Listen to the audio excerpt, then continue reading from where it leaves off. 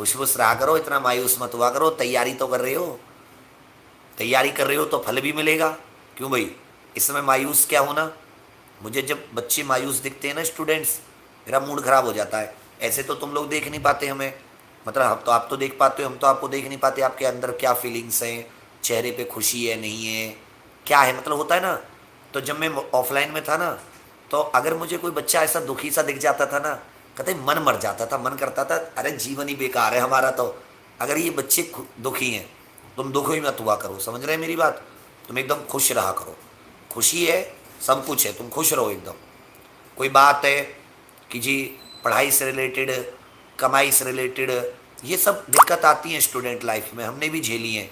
पैसे नहीं होते हैं, कभी फॉर्म भरने के नहीं होते, कभी घर पे कोई परेशानी है, तो इससे परेशान नहीं हुआ करते हैं, इससे ऐसे नहीं हुआ करते हैं, इससे रास्ता निकाला करते हैं कि भाई मेरे सामने समस्या है, अब मैं इससे निकलूंगा कैसे। एक बार मेरे पास पैसे नहीं थे, देखना कैसा समस्या है। मेरा क्या था, मैं दोस्तों से नहीं मानता था, मतलब जैसे घर से बहुत दिक्कत हो रही थी उस ज़माने में, तो कर्ज वर्ज बहुत ज़्यादा था, घर से पैसे नहीं होते थे। तो जब मैं घर से बुलंदशहर से ग्रेटर नोएडा पढ़ने आता था, तो 130 रुपये किराया लगता था। जैसे अगर तुम बस में बैठोगे, टेम्पू में बैठोगे, तो प्रॉपर किराया कितने रुपए, 120 रुपये, 130 रुपये। तो मुझे 100 रुपये देती थी मम्मी। ये बात है 2010 की और 2011 की। अब सोचो 130 रुपये तो पूरा किराया है, लेकिन एक तुम्हारे पास कितने रुपए हैं, तुम्हारे पास हैं 100 रुपये, और खाना पीना भी नहीं। मतलब सुबह जो मम्मी ने खाना नाश्ता वगैरह बनाती और निकलता था 4 साढ़े 4 बजे वहाँ से वहाँ तक, क्योंकि सुबह 8 9 बजे मुझे लगता कॉलेज शुरू हो जाता था, और बस बस बदल के 3 4 घंटे बुलंदशहर से बस बस बदल के नोएडा तक पहुँचने में लग जाते थे। तब वह सीएनजी वाली कम बस चलती थी। तो मैं क्या करता था, जैसे किसी रोड ये नहीं होते जो ये होते हैं यार, मेटाडोर जिसे बोलते हैं, गांव देहात में नहीं होते, वो जो टाटा की गाड़ी चलती हैं, अरे ये माल ढुलाई वाली गाड़ी। तो मैं क्या करता था, माल ढुलाई गाड़ी को हाल देता था, उसमें बैठ जाता था। अब जैसे मान लो 30 रुपये का टिकट है, अगर बस में जाओगे तो उसमें कितने रुपए लेते थे, वो 10 रुपये में मान जाता था, 20 रुपये बच गए। ऐसे ही कुछ पैदल चल दिया, वहाँ बस अड्डे पर उतरा मेन जगत फार्म पे, वहाँ से कॉलेज का 10 रुपये का किराया होता था, वो पैदल चला गया। तो फिर जब मेरे पास एक दिन, मतलब जब फीस नहीं, एक सेमेस्टर की फीस चलेगी, दूसरे सेमेस्टर की फीस नहीं, खाने पीने की ये दिक्कत, फिर बोला यार बुलंदशहर से आने जाने में तो पढ़ाई नहीं हो पाती, सुबह को 4 5 बजे निकलो, रात को 8 9 बजे पहुँचो, थकी जाते थे। तो मैंने क्या कहा, मैंने क्या किया कि मैं सोचा ग्रेटर नोएडा रहूँगा। अब ग्रेटर नोएडा रहूँगा तो भाई 5 6 हज़ार रुपये तो चाहिए आपके पास। अब मेरे पास तो 3 4 हज़ार से घर से सपोर्ट मिल सकती थी। तो मैंने क्या किया, अब मेरे पास दोनों रास्ते थे। मेरे पास एक रास्ता क्या था कि मैं तुम्हारी तरह परेशान हो जाऊं, पूरे दिन ऐसे बैठ के सोचता रहूं, अरे मेरे पास तो पैसे नहीं है। मैंने अपने थोड़े सीनियर लोगों से बात की, जो सीनियर होते हैं पढ़ाई में। मैं बोला यार भैया मेरे साथ ये दिक्कत है, मुझे कोई रास्ता बताओ। उन्होंने कहा कि तुम लोग, तू अपना पढ़ाई में तो अच्छा है, बोला हाँ, तो तू ट्यूशन पढ़ाना स्टार्ट कर। मैं बोला जी ट्यूशन कहाँ से मिलेंगे। तो हमने A4 शीट पर अपना मोबाइल नंबर, और हमने बोला कि first class to 10th class किसी को अगर पढ़ना हो ट्यूशन तो आप हमारे यहाँ पे संपर्क कीजिए। और मैंने स्कूलों के आगे वो चुपका दिए, 100 150 मैंने लिए होंगे, और मैंने वो चुपका दिए 100 के करीब में, 100 रुपये के 70 के करीब वो छपे थे। भाई मुझे 3 दिन हो गए वेट करते हुए, एक कॉल नहीं आई, 3 दिन एक भी कॉल। ऐसा मन हो गया मैं भगवान अब तो कतई जाता ही दिखूं। 3 दिन नहीं आई। फिर एक दिन एक कॉल आई, देखना ये मतलब वो है, विश्वास की ताकत है। एक कॉल आई, एक लेडीज बोलती हैं, बोल जी हमारी 2 बेटी हैं, एक 8वीं क्लास में, एक 4थी क्लास में, रैन इंटरनेशनल में पढ़ती हैं, आप पढ़ा दोगे। मैला जी मैं बिल्कुल पढ़ा दूंगा। उन्होंने अपना एड्रेस दिया, मैं उनके घर चला गया, मैंने उनके घर चला गया, मैं उनको बच्चों को पढ़ाया, 2 3 दिन डेमो दिया, उन्हें मेरी पढ़ाई पसंद आई। आंटी बढ़िया चाय पिलावे, प्योर दूध की, वो चाय बिस्किट के संग। मैंने क्या था कि बहुत सी आंटी ऐसी होती थी, चाय भी काली वाली बना के लाती थी, लेकिन वो बहुत अच्छी आंटी थी, वो एकदम प्योर दूध की चाय बनाती थी, और एकदम उसमें साथ में नमकीन और बिस्कुट भी देती थी।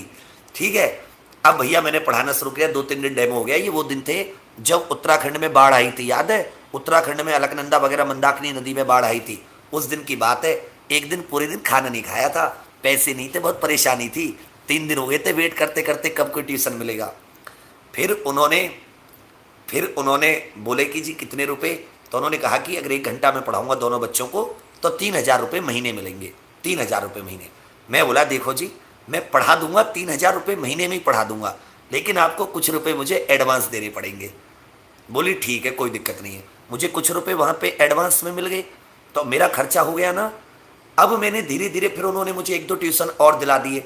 फिर मैं दोपहर 2 बजे तक तो कॉलेज करता था, 1 बजे तक, और 2 बजे से मैं ट्यूशन पढ़ाना शुरू करता था। और पता कब तक? रात के 11 बजे तक। मतलब एक अंकल जी थे, उनका बच्चा को रात को 10 से 11 बजे तक पढ़ाता था।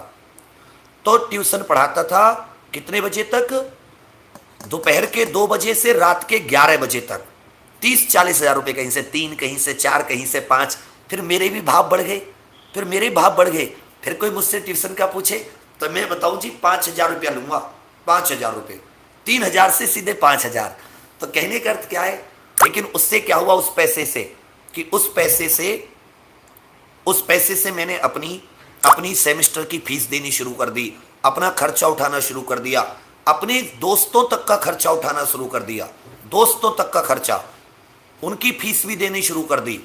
तो मतलब मैं तुम्हें क्या बता रहा हूं कि मेरे पास भी तुम्हारे जैसे वो थे, मतलब जो होती हैं दिक्कतें, पैसे नहीं होना, पढ़ाई अच्छी नहीं होना। लेकिन क्या मैंने हार मानी? मैंने हाथ फैलाया कहीं पर? भीख मांगी मैंने कहीं पर? नहीं। मैं बोला भूखे रह लूंगा, इवन दोस्तों तक से मदद नहीं ली।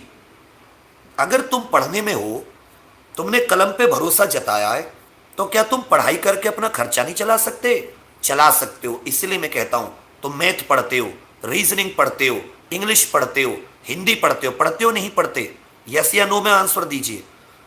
तो क्या तुम अपने गांव देहात में 4वीं, 5वीं, 6वीं, 7वीं, 8वीं, 9वीं, 10वीं के बच्चों को ट्यूशन नहीं पढ़ा सकते? यस या नो में उत्तर चाहिए मुझे।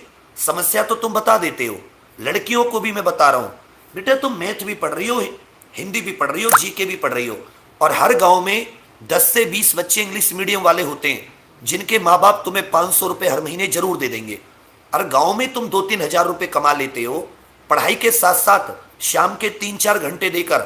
तो तुमने अपनी पढ़ाई का खर्चा उठा लिया, किताबों का उठा लिया, अपनी कोर्स वगैरह किसी के लिए नहीं उसका खर्चा उठा लिया। तो तुम हिम्मत मत हारा करो।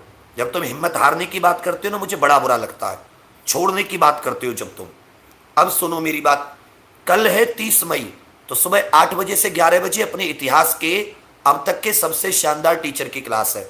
सुबह 6 बजे तो मेरी करंट की है, पूरे हफ्ते का रिवीजन, फिर 8 बजे इतिहास की, और 11 बजे 10,000 किताब जो हैं वो गिव अवे है। उसमें तुम लोग 11 बजे करेक्ट आ जाना। मैं लाइव क्लास में ही वो बताऊंगा कोड। उस कोड को अगर तुम एप्लीकेशन पर जाकर लिंक पर क्लिक करके डालोगे तभी वो किताब तुम फ्री में बुक कर पाओगे। किताब 824 पेज की है, 650 रुपये प्रिंट है, मतलब 65 लाख की किताबें हैं। घर पहुंचा कर दूंगा तो 80 लाख की हो जाएंगी।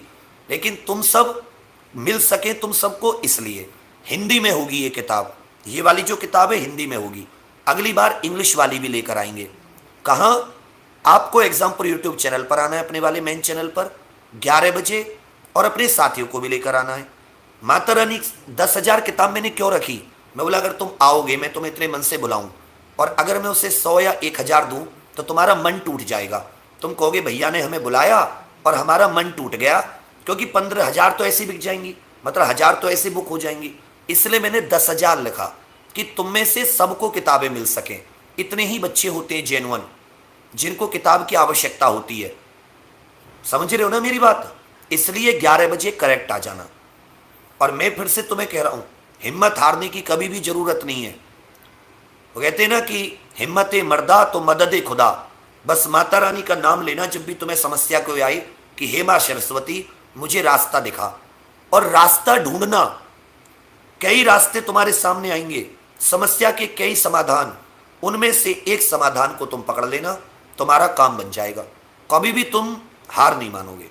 ये बात मेरी समझ रहे नहीं समझ रहे? यस या नो में हार नहीं माननी है। तुम चीते हो, और जो चीता है ना वो कभी ऐसे हार नहीं मानता।